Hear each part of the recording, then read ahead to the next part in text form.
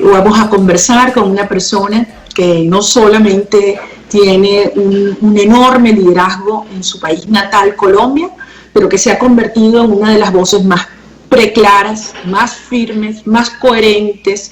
más consecuentes con la lucha por la libertad de todo nuestro hemisferio. Se trata de la vicepresidenta de Colombia, Marta Lucía Ramírez, gran amiga de nuestra causa. A ella le doy la bienvenida, le agradezco enormemente por estar con nosotros y solamente me detengo brevemente a resaltar lo que ha sido una trayectoria de servicio público ejemplar. Ha sido senadora, fue ministra de Comercio Exterior en el gobierno del presidente Pastrana, fue embajadora de Colombia en Francia y ministra de la Defensa en el gobierno del presidente Álvaro Uribe, profesora universitaria, abogada, tiene un fellow del Centro de Asuntos Internacionales de la Universidad de Harvard, pero yo creo que lo más importante que hay que resaltar es una demócrata a carta cabal, valiente como pocas y además una de las voces, insisto, más claras y visionarias de lo que se estaba configurando en Venezuela con el régimen actual. Por ahí quería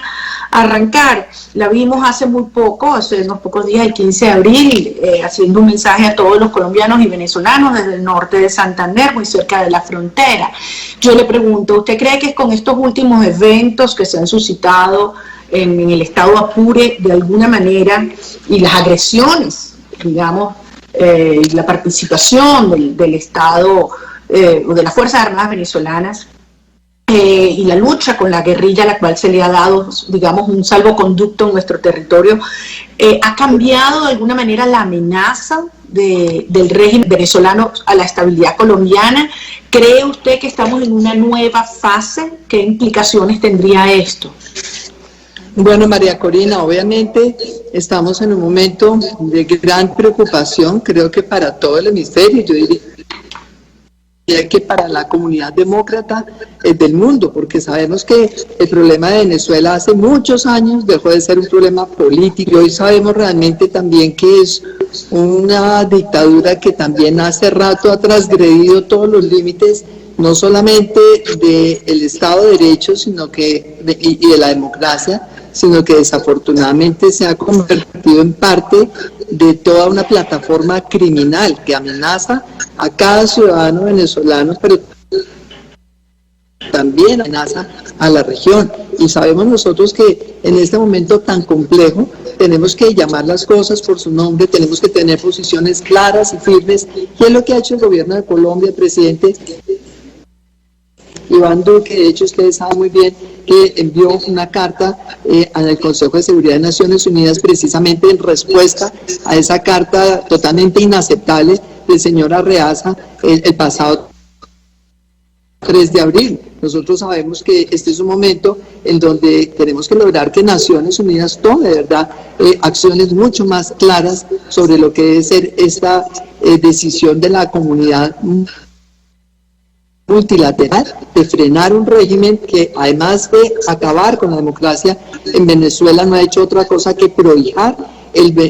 narcotráfico y distintas actividades criminales alimentadas,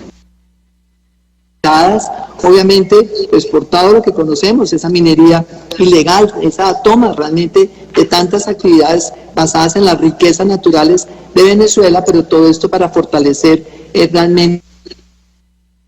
mafias del crimen organizado a nivel internacional. Por esa razón, el presidente Duque ha sido muy claro en llamar al régimen por su nombre y ha sido muy claro en que para Colombia es fundamental trabajar con la comunidad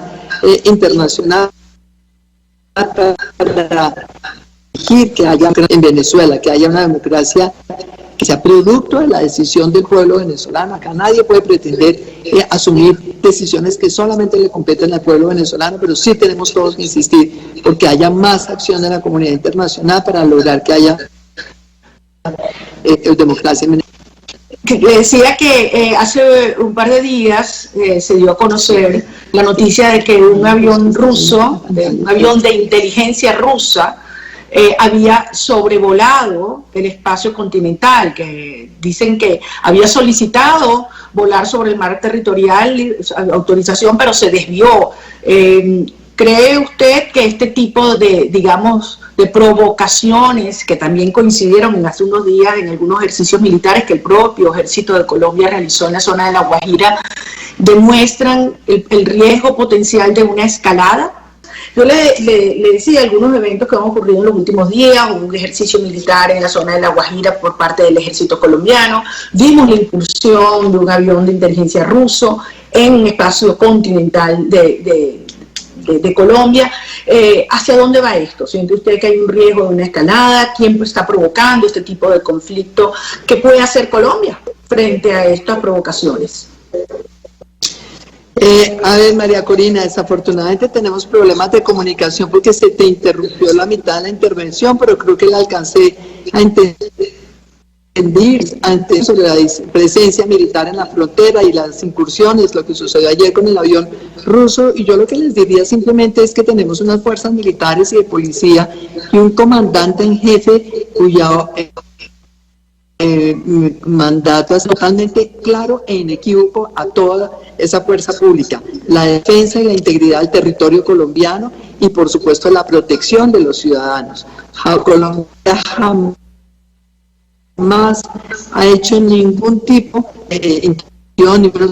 agresión contra ningún país, mucho menos contra los países fronterizos. No la hará jamás ningún tipo de agresión contra Venezuela, pero tenemos una fuerza pública en toda la capacidad para defender el territorio y por supuesto llevar obviamente a toda la comunidad internacional el mensaje claro: tenemos una amenaza. Desafortunadamente este régimen y esta dictadura han actuado con el apoyo de otras potencias internacionales defensa de unos valores de Occidente, unos valores de democracia, unos valores de respeto a la libertad, de integridad, lucha por el respeto a los derechos humanos, pero sobre todo lucha por el progreso de las sociedades a partir de una conducta íntegra, de una conducta limpia por parte de sus mandatarios y por parte de toda la institucionalidad. De tal manera que ese es el mensaje nuestro permanentemente, y aquí Colombia seguirá esta capacidad institucional de defensa de la integridad de nuestro territorio y de protección a cada ciudadano de Colombia. Sobre este tema, quiero insistir un poquito más sobre el tema de la presencia de otros actores, incluso transcontinentales. Hay el componente militar, hay un componente geopolítico, sabemos de las evidentes alianzas que ha establecido el régimen usurpador y criminal de Maduro con países como Rusia, China, Irán, Turquía, y como bien usted decía, la amenaza a los valores occidentales. Ahora, hemos tenido conocimiento de que hay fuerzas y equipos de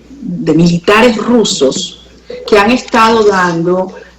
apoyo directo para armar batallones de infantería reforzada en los cuarteles militares de Venezuela, específicamente en estados fronterizos. Y esto es una práctica que se ha visto antes por parte del régimen ruso en Siria, en Ucrania, donde se le busca dar, digamos, fuerza de combate militar a ejércitos híbridos, donde están desde milicias hasta grupos irregulares como la guerrilla. Esto obviamente incrementa la amenaza y la presión sobre la frontera colombiana y habiendo sido usted además ministro de la Defensa, ¿qué siente Colombia ante esto? ¿Cuál es dentro de las propias Fuerzas Armadas colombianas, cómo se configura esta amenaza? ¿Qué más puede hacer Colombia en términos de denunciar e involucrar a otros actores para preservar la paz y la soberanía de Colombia? Bueno, pues María Corina, realmente para nosotros es bien preocupante toda esta información que nos llega de distintas fuentes sobre esta presencia rusa en Venezuela. De hecho, pues es que esto va contra todos los acuerdos regionales. Acá tenemos perfectamente claro que el TIAR, todos los instrumentos internacionales rechazan la presencia militar, sobre todo una presencia militar orientada a generar acciones armadas, acciones de agresión, inclusive utilizando milicias y utilizando grupos regulares. Es preocupante esa información, por esa razón insisto en que el presidente Iván Duque, a través de la Cancillería, como jefe supremo de lo que es la política exterior de Colombia, ha dado respuesta no solamente a la carta, la reaza al Consejo de Seguridad de Naciones Unidas, sino también, obviamente, ha mostrado la verdad, la necesidad de que haya mucha claridad y mucha visibilidad sobre este tipo de riesgos que podrían sin duda generar una amenaza grande de una confrontación. Colombia, repito, jamás tendrá ninguna iniciativa en esa materia, pero también Colombia está consciente que una confrontación en esta región del